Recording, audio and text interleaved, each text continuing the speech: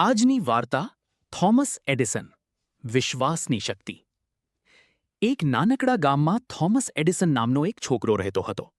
તે બાળપણથી જ થોડો અલગ હતો. શાળામાં તેને બધું સમજવામાં મુશ્કેલી પડતી, એટલે શિક્ષકો તેને બહુ બુદ્ધિશાળી માનતા નહોતા. એક દિવસ એડિસન સ્કૂલમાંથી ઘરે આવ્યો અને તેની માતાને એક પત્ર આપ્યો. તેણે કહ્યું, "મમ્મી, આ પત્ર શિક્ષકે આપ્યો છે અને કહ્યું છે કે ફક્ત તમને જ આપવો." માતાએ પત્ર વાંચ્યો અને તેની આંખોમાં આંસુ આવી ગયા. પરંતુ તેણે પોતાના દીકરાની સ્મિત સાથે કહ્યું, "તમારો દીકરો ખૂબ જ પ્રતિભાશાળી છે. આ શાળા તેના માટે નાની છે.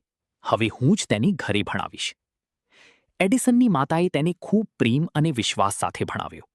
તેણે ક્યારેય પોતાના દીકરાને નબળો માન્યો નહીં. ધીમે ધીમે એડિસનનો આત્મવિશ્વાસ વધતો ગયો. વર્ષો વીતી ગયા.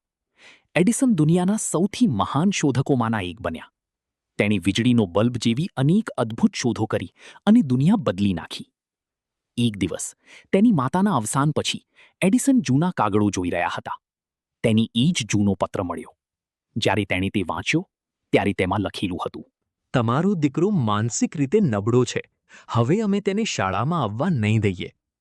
આ વાંચીને એડિસન ખૂબ જ રડ્યા અને પછી પોતાની ડાયરીમાં લખ્યું, થોમસ એડિસન એક નબળો બાળક હતો, જેને તેની માતાએ વિશ્વાસથી સદીનો મહાન પ્રતિભાશાળી બનાવી દીધો. મિત્રો, આ વાર્તા શીખવે છે કે માતા પિતાનો વિશ્વાસ બાળકનું ભવિષ્ય બદલી શકે છે.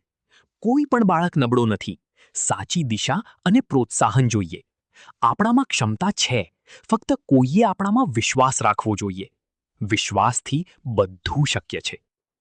જો તમને આ વાર્તા ગમે તો વિડીયોને લાઇક કરો, કમેન્ટ કરો અને ચેનલને સબસ્ક્રાઇબ કરવાનું ભૂલશો નહીં. તમારા મિત્રો અને પરિવાર સાથે જરૂર શેર કરો.